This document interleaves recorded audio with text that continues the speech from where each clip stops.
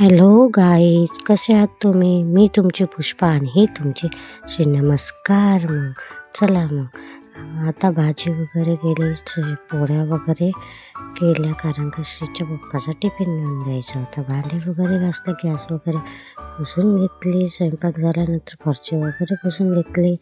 हे फरची वगैरे पुसून झाल्यानंतर आंघोळ वगैरे केली, मी पण केली आणि श्रीची पण करून दिली. श्रीला तयारी करून दिली, आंघोळ केली, तयारी केली का श्रीची झोपायची खूप काही असते, खूप जास्त चिडचिड करत राहते. जय जय केला, श्रीने केला, मी पण पूजा वगैरे करून घेतली. मग आपली काढली धान्य काढले, कारण का टिफिन नेऊन द्यायचा होता. मग आपल्याला चलो कापे चलो भुरभुर चलो.